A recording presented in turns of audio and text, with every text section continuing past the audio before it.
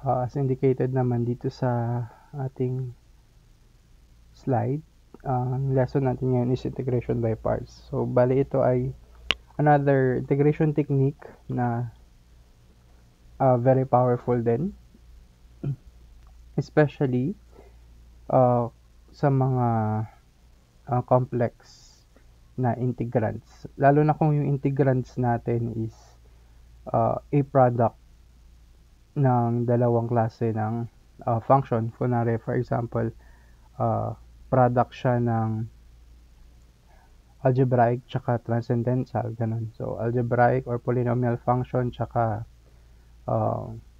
trigonometric or inverse trigonometric or logarithmic, ganun. Integration by parts yung technique na gagamitin natin. Madali lang kasi siya kung yung combination ng algebraic tsaka transcendental functions is separated by operation like addition and subtraction. Kasi pwede natin i-apply yung linearity property, no? Mapapaghihiwalay natin sila. Kaya nga lang, kapag multiplication na yung operation, pag product, yung integrand natin, kapag product na ng algebraic tsaka transcendental function, medyo mahirapan na tayo. Kasi una, hindi mo siya mapaghihiwalay, not unless gumamit ka ng substitution, yung mga ganun. Pero that is other techniques. So, one common way para isolve yung integrands, kagaya ng mga yan, product ng algebraic at saka transcendental, for this example, x ln of x, that is algebraic or polynomial function, tapos nakamultiply siya sa exponential function, ito rin, and then ito naman nakamultiply naman siya sa trigonometric. So, pwede ring inverse trigonometric. Pag mga ganito na, hindi natin pwedeng i-apply yung linearity. Hindi natin sila mapaghihiwalay kasi nga yung linearity property ng integration sa addition and subtraction lang yun pwede. No? So, ang ginagamit na dito, pag ganitong product na, yung integrand natin ay product na ng dalawang different functions or two distinct functions, integration by parts na po ang ginagamit. Okay, ano po ba ang integration by parts? So, ang integration by parts ay nanggaling sa derivative ng product. I hope you can still remember paano mag-derive. Yan. Pag dinerive natin, for example, a product ng UV where U and V are functions of X, sabihin na natin, and they are differentiable and continuous over our interval. Yung product rule natin sa integration, di ba? UdV plus VdU, yung pag nag-derive tayo ng product. Ayan. Or we can rewrite yung notation natin. The first derivative with respect to x can be written as v prime. Okay, for first derivative.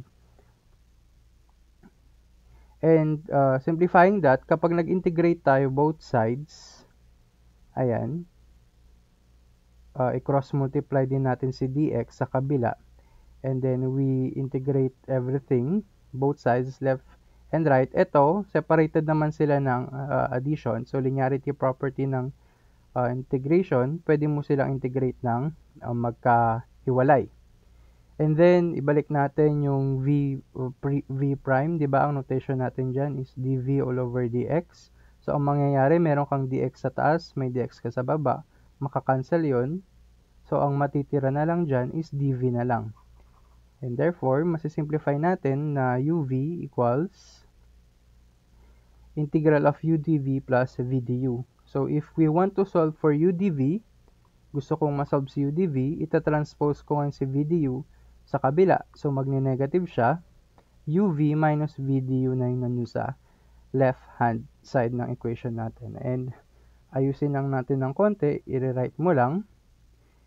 Ang formula natin for integration by parts would be the integral of udv is equal to uv minus the integral of vdu, where u and v are differentiable functions nga, with functions of x, and u prime and v prime are continuous. So, ito po yung formula para sa integration by parts. As you can see, naka-product tayo. Okay, ang medyo critical lang dito, because you have a product nga ng dalawang functions, is sino ang medyo maselan na part para makapag-proceed ka at ma-apply mo ang integration by parts is determining sino ang gagamitin mong u or ililet mo na u at sino ang ililet mo na dv. Pero meron naman tayong guidelines para mas mapadali yung pagsosolve natin. Okay, I hope you already memorized yung ating formula for integration by parts. Minsan nilalagyan nila ng mnemonics yan eh. Pero I think kaya ko pinakita yung derivation kapag nakuha nyo yung paano siya ma-derive. Kahit makalimutan nyo yung formula, kaya nyo rin siyang derive. Pero basically, dito, ito po ang working formula natin. The integral ng u dv is equal to uv minus the integral of v du.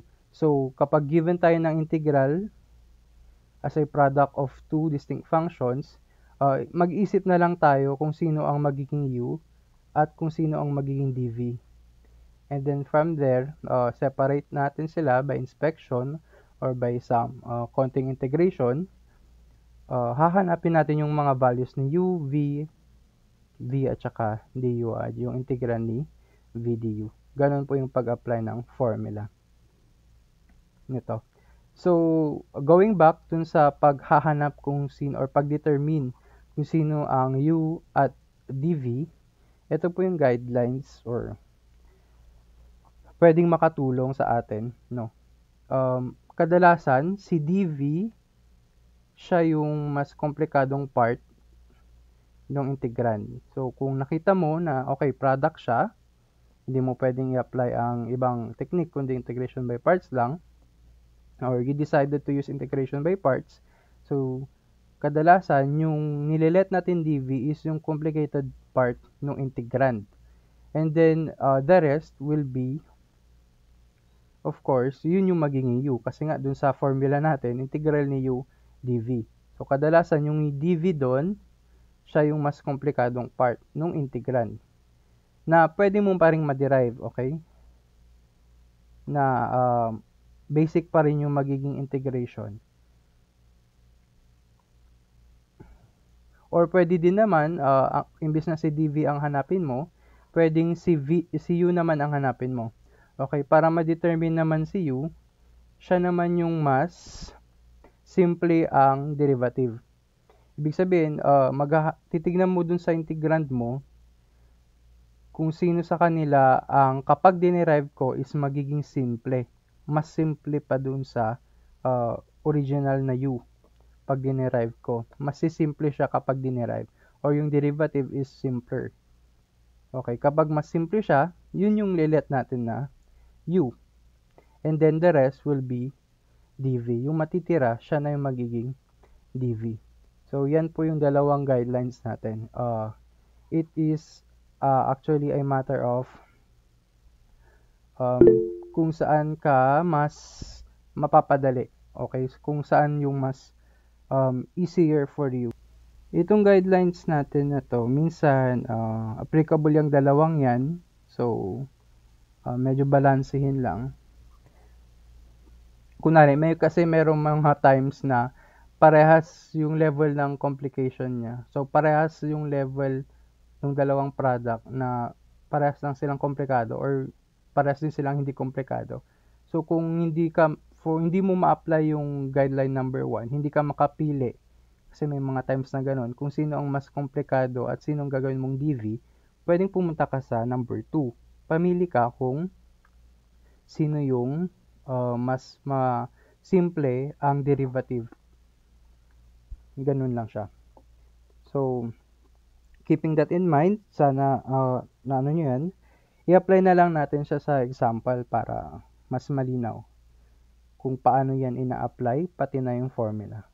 So, example number 1 is find the integral of x e raised to x dx. So, as you can see, no, wala po. So far, sa mga na-discuss natin, wala tayong technique para ma-derive to, no? Hindi tayo pwedeng mag-let ng u pa equals x, 'di ba? Dito sa e raised to x kasi pag dinerive mo dx, meron kang x doon. Okay, hindi mo din naman pwedeng i-let na u si e raised to x kasi pag dinerive mo siya, e raised to x lang din dx. Meron ka pa ring x doon, hindi mo mawawala si x.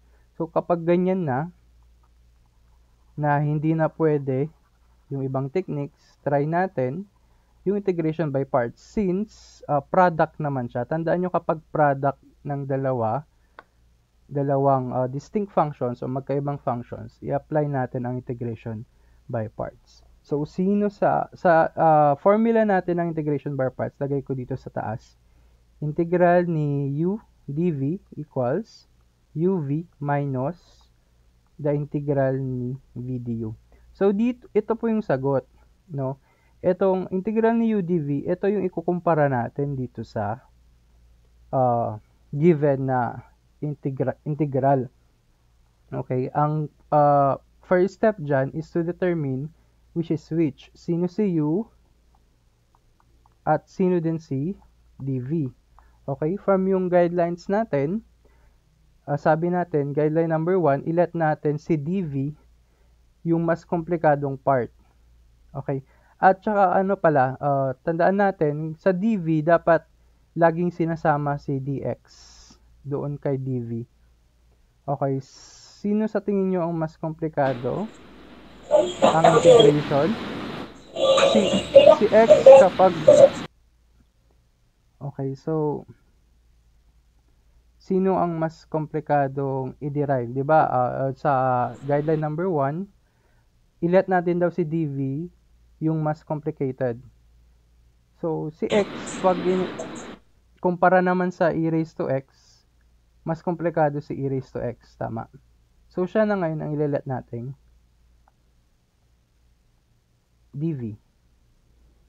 So, kung siya si dv, kailangan isama natin yung dx sa kanya.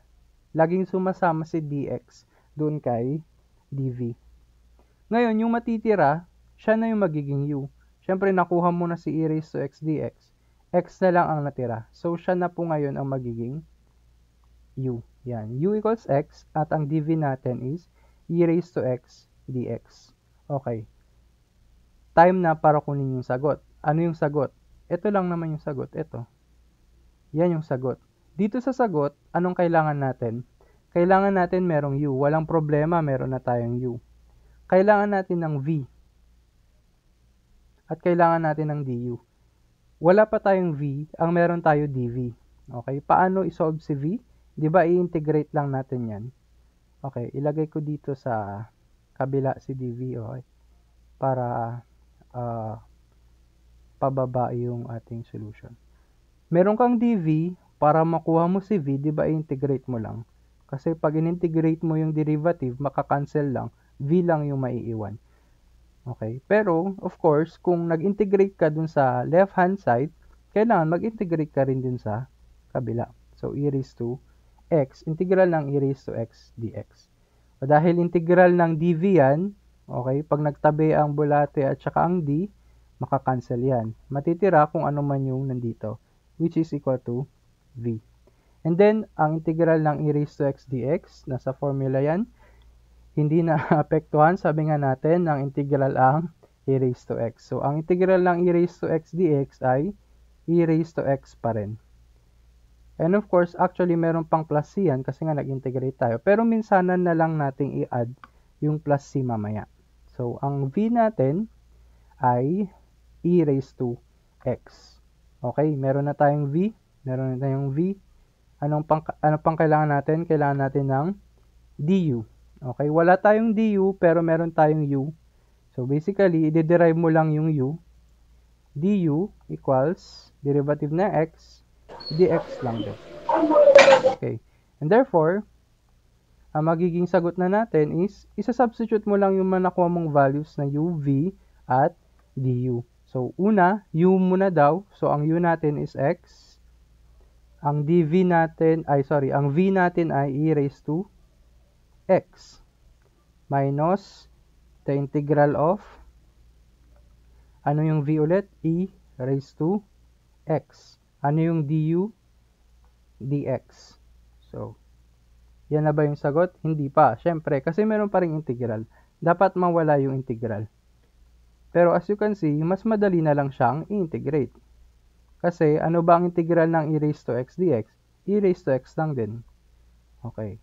So, minus e raised to x. At doon na natin pwedeng ilagay yung plus c. Yan na po yung sagot. Ganun lang siya ka straightforward. Kaya, very common at very powerful nitong technique na to. Lalo na kapag products na ng distinct functions. So, it is just a matter of determining kung sino ang u at sino ang dv. Okay, sir, pwede bang baliktarin ko yan? Sir, just in case, sir. Para sa akin, mas komplikado si x. So, pwede bang siya yung gawin kong dv, sir? O, so, try natin. Pwede, sir. Baliktarin natin. Okay. Ang gawin nating dv is yung x. Pero, sabi nga natin, kapag dv yan, kasama niya dapat yung dx. Kung sinama mo na or nilet mo na si dv na x at saka dx, dapat ang u mo ay e raised to x na. Kasi siya na lang yung matira. Basta kung ano yung matira, siya yung magiging u mo. Okay? Dun sa formula, kailangan mo ng v. So, i-integrate mo ulit. V equals, mag-integrate ka both sides. So, integral ng x dx. Power rule lang yan, no? So, ang exponent niyan ay 1. So, 1 plus 1, magiging 2, then divided by 2. Of course, mayroong plus c yan, pero mamaya natin ilagay yung plus c. And then, kailangan mo rin ng du. So, i-derive mo yung u. Du is equal to, derivative ng e raised to x is just the same, e raised to x pa rin. And then, i-apply natin yung formula. So, ilagyan ko lang ng linya para hindi tayo malito. And this is an alternate solution daw kung pwedeng pagbalik-tarin yung u at dv. So, yung formula natin, uv. U natin is e raised to x.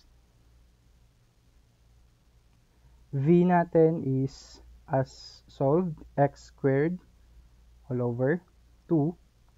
Lagyan ko ng parenthesis. Minus the integral of v x squared divided by 2 du. Ang du natin is, okay, sorry, nakalimutan kong ilagyan ng dx.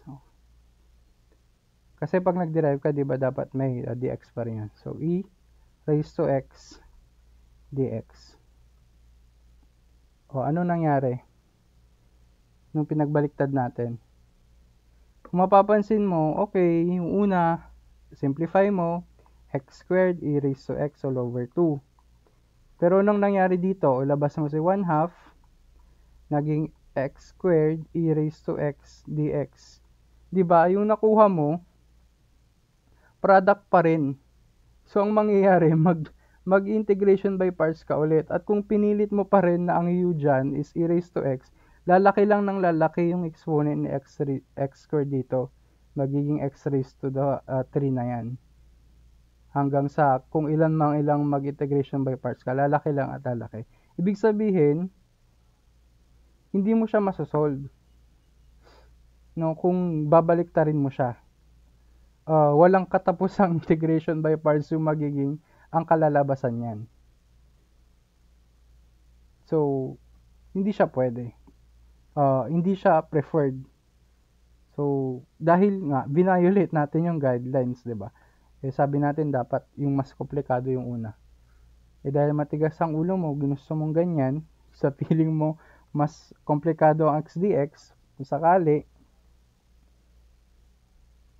So, yung mga ganito, na kunwari, nagkamali ka ng DV at ang lumabas lang din is komplikado pa rin at product pa rin ng function.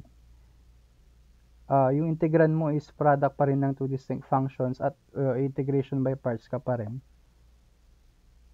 Baka mag-isip ka na ulit, no? Think twice. Baka nagkamali ka ng pili ng DV and U. Pwedeng ang gawin mo is pagbaliktarin mo siya. Baka pag pinagbaliktad mo, mas simple or mas madali yung sagot. So, yun nga yung nagiging problema. Or, di naman siya problema. I mean, first challenge, kumbaga, sa integration by parts, yung pag-determine kung sino si U and DV. Pero yun nga, meron naman tayong guidelines. Kung susundin mo siya, it works naman almost all the time. Kaya, sumunod tayo sa guidelines. Kasi as you can see dito, yung lumabas product pa rin. O mag-integration by parts ka ulit dyan, lalaki lang din ulit yan. Magiging x raised to 3 e raised to x. Okay lang sana kung wala itong exponent, no? Okay lang sana kung ang lumabas is integral ng x e raised to x dx. Kasi yung nasa left hand side natin, ganyan siya. Integral ng e raised to x dx. So, pwede mo sanang i-transpose ito sa kabila kasi parehas naman yung integrand. 'Di ba? Kaso nga lang, ito yung hindi pwede kasi meron tayong power na 2, hindi sila magkapareha, hindi natin sila mako-combine. So sa madaling sabi, mas madali kung sundin natin yung guidelines. Ayan. Maliwanag po ba? May question? Let's try other examples. Example number 2. Ayan, x squared, find the integral of x squared ln of x. Okay. So, sinong mas komplikado ulit? Sulat ko na kaagad dito sa taas, u dv. Integral ng u dv is equal to uv minus the integral of v du. First things first, determine sino ang u at sino ang dv. Obviously naman, mas madaling integrate sa x squared kesa kay ln x. So, mas komplikado sa ln of x. 'Di ba? Tsaka pag dinerive mo din, mas madaling i-derive sa x squared. Mas simple yung magiging derivative niya, which is 2x dx, kesa sa derivative ng ln of x. So, sa madaling sabi, si dv natin ay si ln of x dx. Okay? Remember, si dv laging kasama si dx. At then, kung sino yung matira, siya na yung magiging u. So, wala na itong ln x dx, natira na lang na u natin is x squared. Sa formula, again, kailangan mo ng u, kailangan mo ng v, kailangan ng du. So, kailangan mong i-derive si si u, derivative of u equals power rule sa derivatives, baba ang exponent, 2x, bawasan ng isa, so meron pa rin isa sa taas, omit na natin, 2x, pero syempre, huwag kakalimutan, nag-derive ka kay x, kaya dagdagan mo ng dx. Then, dito naman sa dv, kailangan mo ng v, meron kang dv, so kailangan mo siyang integrate. Integrate both sides para makuha mo si v, which is the integral of ln of x dx. May nangyari ba? Wala, di ba? Kasi, tingnan nyo, nag-stop ako kasi nung nilet natin si v equals integral of ln of x dx, mahirap tong integrate, di ba? Wala tayong formula for integral ng ln of x dx. Meron tayong formula para ang sagot is ln of x. Pero wala tayong formula para kunin yung integral ng ln of x dx. So, sa madaling sabi, nagkamali tayo ng pagpili ng u at dv. So, charge to experience, kumbaga. Kaya, pagpapalitin natin siya. Buti na lang, hindi pa tayo masyadong proceed doon sa pagsosolve. Pero at least dito pa lang, alam na natin o nakuha na kaagad natin. So, mas madaling i-integrate sa x squared kumpara ka ln of x. Tama, yung rule number 1 pala. Rule number 1, kung sino yung mas madaling integrate. Okay. So, pagbalik rin natin siya, u natin ang ln of x, x squared dx, ang gawin nating dv. So, that means, pag dinerive natin si ln of x, ano ang derivative ng ln of x?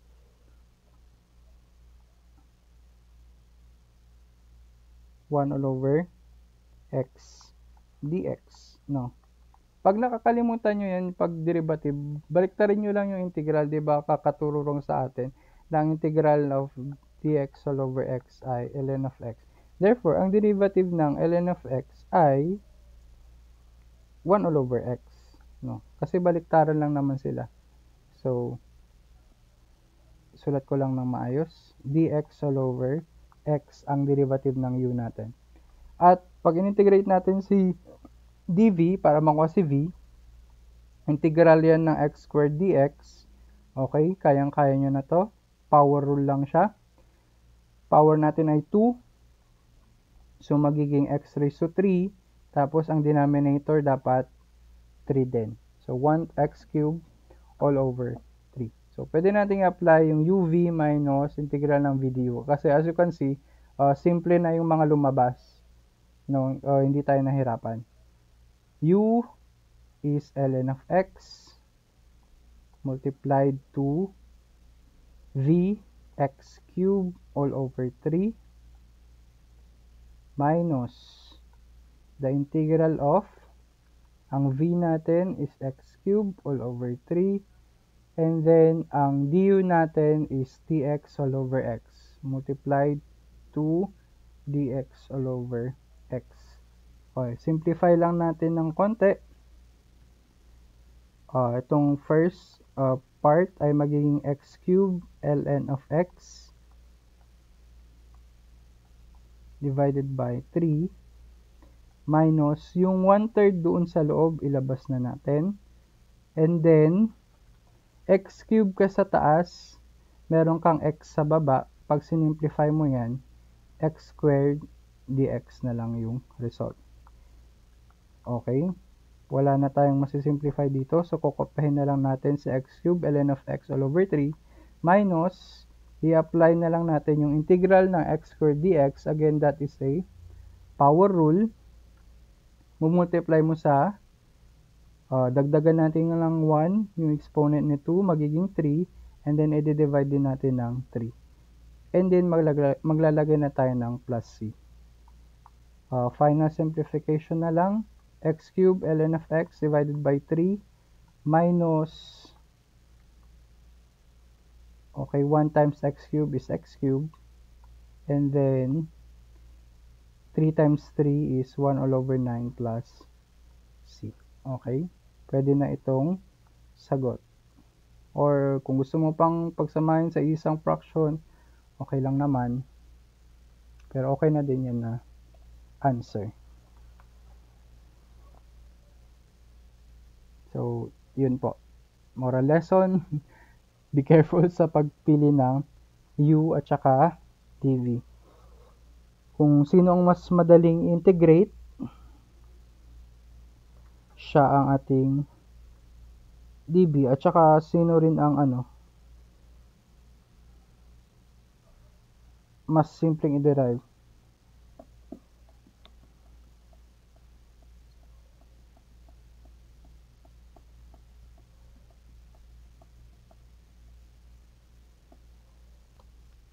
Next example. Example 3. Yan. Evaluate 0, 1. Integral of arc sine of x dx from 0 to 1. Sir, hindi naman siya product. Diba doon sa formula natin, sir, u dv dapat product. Huwag niyong kakalimutan yung dx. no, naka-multiply pa rin yan yung dx. So actually product din eh. Product lang din ito. Ayan no.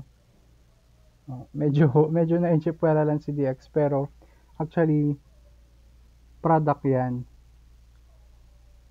Okay, kasama pa rin si dx. So pag mga ganito, mas madaling i-derive si dx, no? So, pag nilet mo si dv equals dx, automatic, pag nag-integrate ka, sorry, mas madaling integrate pala. Pag nag-integrate ka, v equals x. Hindi mo naman kasi pwedeng ilet na u si dx. Kasi pag nag-derive ka ulit, double derivative na yun. So, second derivative na si dx. Hindi na siya pwede. Hindi na siya applicable.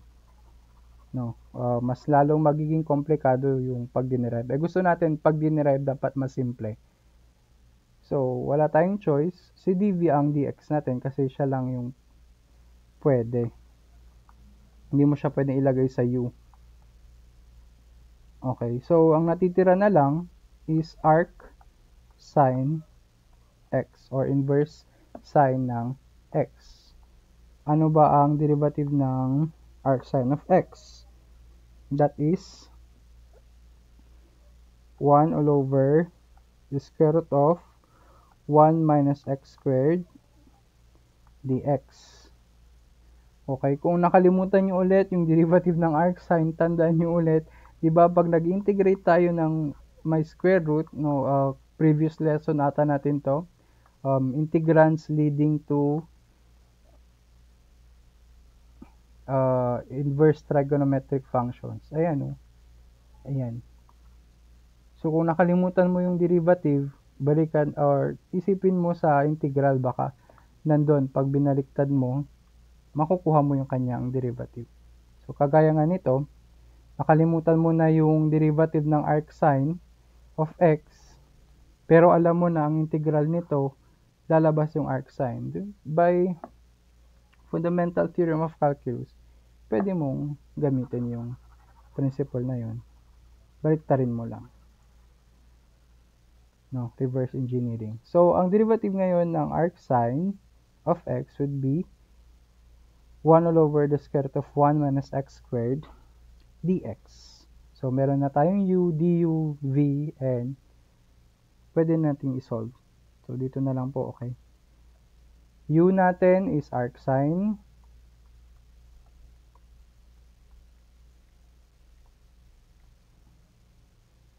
of x multiplied to x na v. So, uv minus the integral of v x. Anong du natin?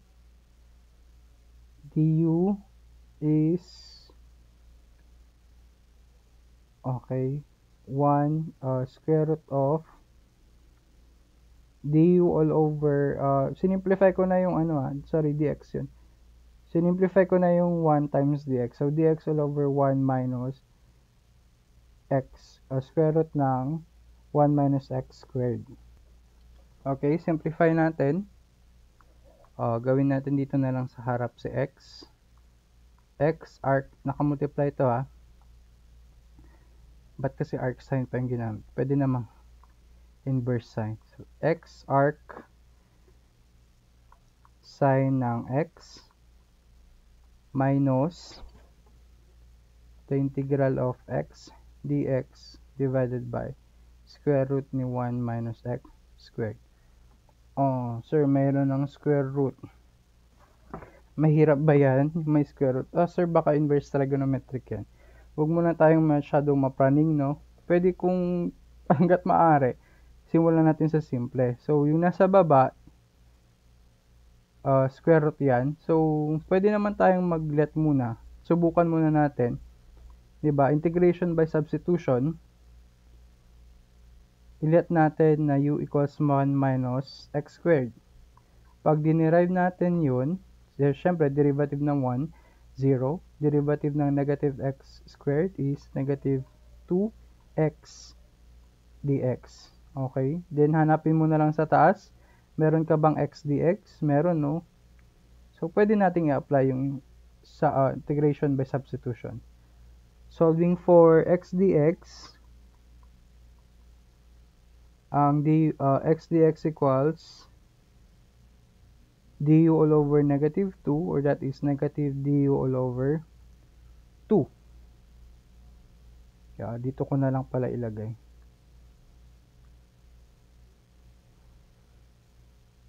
U ay ginamit ko na yung u kanina. U prime na lang. U prime equals 1 minus x squared. Therefore, ang du prime natin is negative 2x dx. And x dx is equal to du prime all over 2 or negative 2. And therefore, pwede na tayong mag-substitute dito sa pangalawang part. So, kopyahin mo pa rin itong x arc sine of x minus, okay, magiging integral na ng yung x dx, magiging du prime all over negative 2, tapos, or dito na lang sa bandang harapan, ayan. Yung square root ni 1 minus x squared ay magiging square root na lang ni u. Okay, kasi u prime pala, sorry, u prime, square root ni u prime. Nilet natin ito, dito. Ayan. So, basically, x arc sine of x minus, minus plus na ito, plus, tapos si 1/2 ilabas na nga natin. Integral of, si square root of u prime dun sa baba is equal lang sa u raised to 1/2. Pero dahil nasa baba siya, kapag inangat natin siya, magiging u raised to negative 1/2 na. Du prime. And then, pwede mo nang i-apply yung napakasimpleng power rule na lang ito. Okay? So, magiging sagot natin dyan is x arc sine of x plus 1/2 times, okay, power rule, ang power natin is negative 1/2, dagdagan mo ng isa, negative 1/2 plus 1, that is positive 1/2. So, u raised to positive 1/2 divided by, or all over, 1/2 x arc sine of x plus yung 1/2 sa baba, i-reciprocate mo, magiging 2 over 1. Or actually, meron tayong 1/2 dito sa taas, tapos meron kang 1/2 sa baba. So, cancel na sila. So, u raised to 1/2 na siya. And then, ibabalik mo na lang yung u mo kanina. Ang u natin kanina is u prime pala, sorry. Nakalimutan ko yung prime. Ayan. 1 minus x squared. So, 1 minus x squared. Tapos, raised to 1/2 yan. So, square root lang din yan. Yan. So, square root ni 1 minus x squared. Okay? Plus c sana, kaso meron tayong limits. As you can see, from 0 to 1 yung limits natin. So, kailangan natin siyang i-evaluate. Pag i-evaluate natin yan, kasama yung UV. No? Baka kasi isipin nyo, sir, ito lang, nung kinuha naman natin yung sagot, ito na lang yung may integrand. Hindi ba dapat siya lang yung may 0 to 1? Or siya lang yung may limits? Hindi. As you can see, itong buong integrand na to, kasama yan. Yan yung equivalent niya. So, dapat, pati yung UV, isama mo po sa limits. Yan. So, 0 to 1. And then, paano tayo mag-evaluate ng limits? Upper minus lower. So, 1 arc sine of 1 plus square root ng 1 minus 1 squared minus, substitute natin yung 0, 0 arc sine ng 0 plus square root ng 1 minus 0 squared. Ayan. Arcsine ng 1 is, itong 1 minus 1 squared is 1, 1 minus 1 is 0, square root ng 0, 0. So, 1 times arcsine of 1, ang arcsine of 1 is 1 all over, pi all over 2. Ito namang pangalawa, 0 times arcsine of 0 is 0, pero yung square root ng 1 minus 0 is square root of 1, and square root of 1 is 1. So, pi all over 2 minus 1 po yung sagot.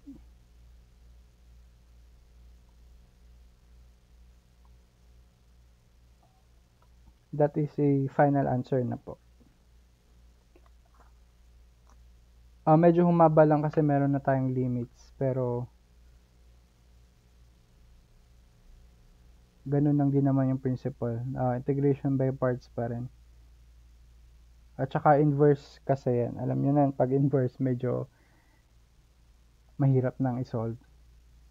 Dapat alam mo yung formula. Okay, next example. Yan. So, integral ng x squared sine of x dx. So, sino sa tingin nyo ang gagawin natin u at v? Sige nga.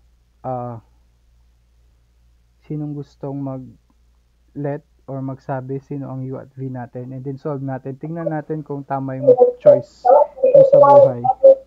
Sir, ako na. Sino? Sino ang... Sir, yung u is x squared. X squared. Okay. Tapos yung du niya is si 2x. Ay, wala pa pala. Siyempre, dv muna. Oh. So, dv is sin x dx. Siya yung natira. Okay, sige. Thank you. So, yan yung sabi niya. Try natin. Siyempre, kailangan natin si du. Derive natin sa x squared. That is 2x dx. Integrate natin para makuha si v. Integral ng sine of x dx.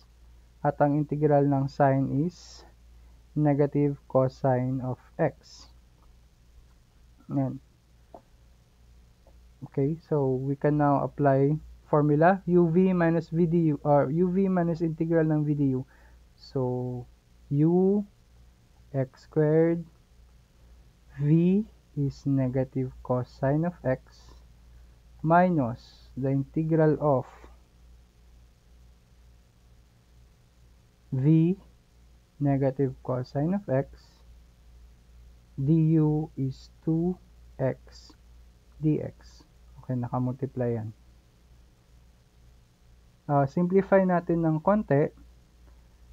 We have negative x squared cosine of x. Meron tayong negative sa loob ng integrand. Negative din yung operation before that. So, magiging positive. The integral of C2 doon sa loob, pwede na nating ilabas. Yan. 2 integral of x cosine x dx. So, as you can see, product pa rin ng dalawang distinct functions. Okay, algebraic at saka trigonometric function. So, ito, hindi pa rin siya directly masosolve ng basic integration formulas. So, ang gagawin natin dito is actually, i-apply ulit natin yung another integration by parts. So, considering this, ayan, okay, i-isolate natin para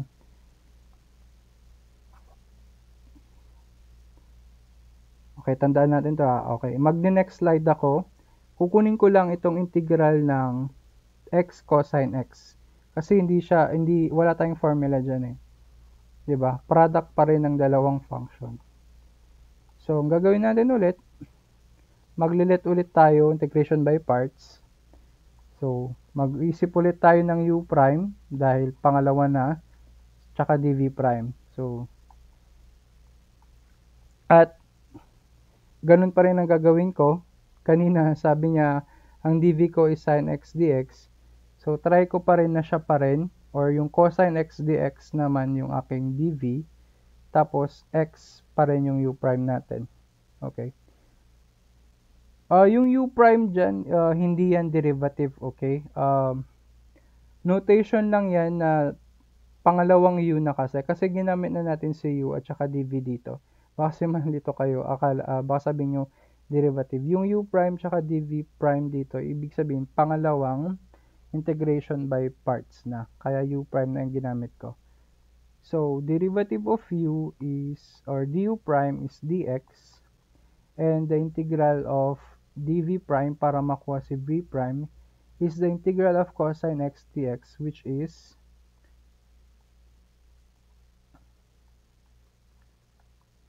will give us positive sine of x. And therefore, dito na, equals uv minus v du ulit, or u prime v prime minus the integral of v prime du prime. So, x, u prime, v prime, sine of x, minus the integral of v prime, sine of x, du prime is dx. Ayan. That would give us, dapat hindi ko na nilagyan ng parenthesis, x sine of x minus, ang integral ng sine of x ay negative cosine of x. Yan. So, x sine of x, negative plus cosine of x. Siyempre, meron tayong plus c. Okay. Pero, hindi pa tayo tapos. Itong x sine of x plus cosine x, ito pa lang yun, yung integral ng x cosine x dx, yung in-isolate natin kanina. So, yung nakuha mong sagot doon sa pangalawang integration by parts, isa-substitute mo siya dito. So, ang magiging sagot natin is x squared cosine x plus 2 times itong buong integral ng x cosine x dx ay papalitan natin ng x sine of x plus cosine x plus c, kasi yun nga yung pangalawang integration by parts natin.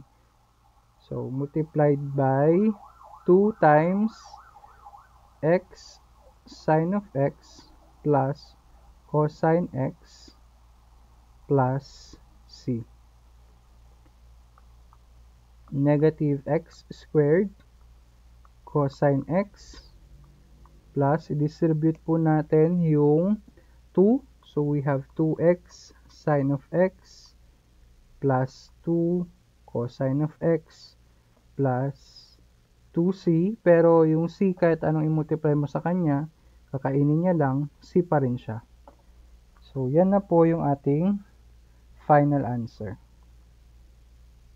Ayan. Meron naman tayong na-solve. So, tama yung napili niyang u at saka dv nung una pa lang. Okay. Last example na tayo. Dahil malapit na pala ang time. Ayan. So, example number 5. Find the integral of secant x cubed dx. Sir, isa lang ulit. Baka pwedeng dx ulit. Dx ko ulit, ay dv ko ulit si dx. O, kaya mo bang i-derive si secant x cubed kung sakali? Hindi. Hindi siya straightforward kumbaga. So, pwede mo actually i-rewrite si secant x squared, secant cube x as, kasi exponent naman yan, di ba? At products naman tayo nakamultiply. So, pare-parehas lang to. So, pwede actually i-rewrite mo siya as secant x times secant squared x dx. Wala ka namang nilalabag na batas. Okay? Bakit? Kasi pag nilet mo yan, bakit ko gagawin at nire-write kung ganyan? Kasi pag nilet ko yung dv ng secant squared x dx, di ba? Madali lang siya i-integrate kasi merong formula para sa integral ng secant squared x dx. Okay, nasa mismong integration formula yan. And actually, that is, integral ng secant squared x dx is tangent of x. And therefore, ang matitira na lang na u is secant of x. Pero anong derivative ng secant of x? Di ba? Secant x tangent x. Kung nakalimutan mo ulit yan, alalahanan mo na ang integral ng secant x tangent x ay secant x plus c. Yan. So, magkaugnay naman sila. Kaya maalala mo yan. So, pwede mo na in-apply kaagad-agad. uv minus integral ng v du. u, secant of x, v, tangent of x, minus the integral of v, tangent of x, du. Oops, hindi kasya. Wait lang. Litan ko lang. Sorry. Secant of x, u, v is tangent of x, minus the integral of v, tangent of x, du, secant x, nakamultiply itong lahat tangent x, dx. Ayusin lang natin ng konti. Secant x tangent x minus the integral of dalawang tangent x. So, tangent squared x dx. Paano ngayon natin isi-simplify yung secant x tsaka tangent squared x? Okay, gagamitan natin siya ng trigonometric identity.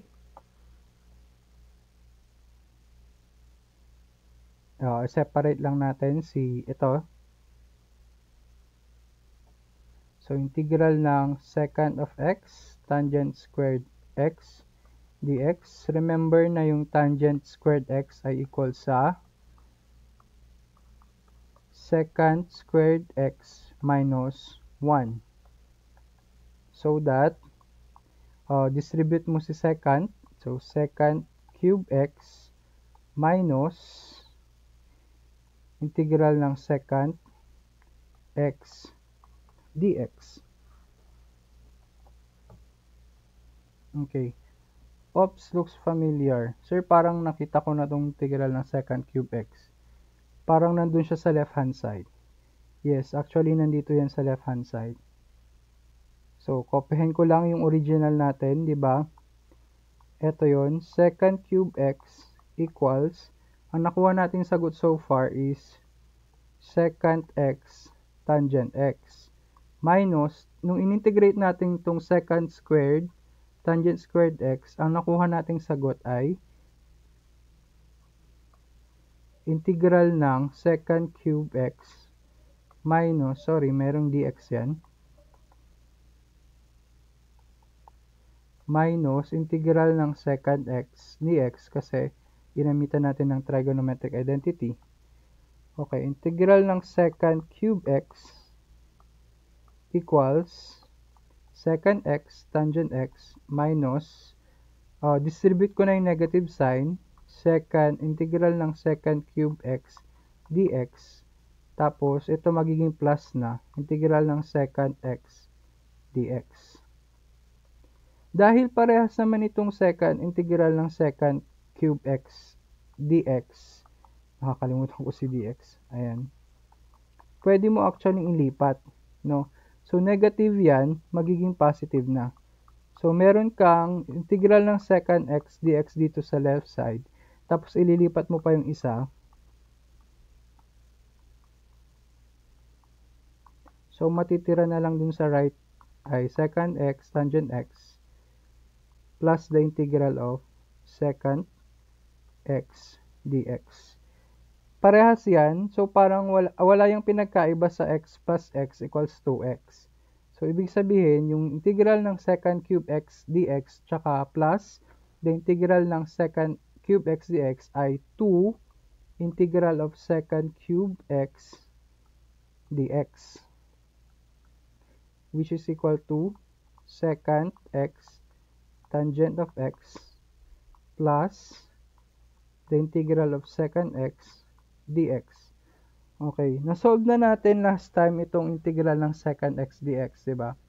Actually, ang equivalent nito ay burahin ko na. Ang integral ng secant x dx ay ln of the absolute value of secant x plus tangent x. Kung maalala nyo, yung naglet tayo ng secant u plus tangent u, ayan, nag-multiply tayo ng ganyan dito para masolve itong ln of secant x plus tangent of x.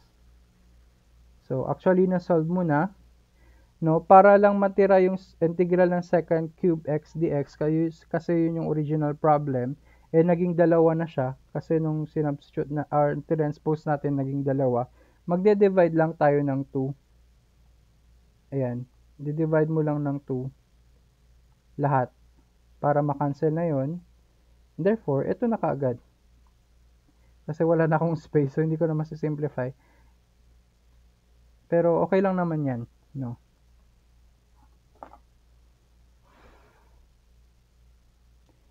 Yan na po ang ating final answer.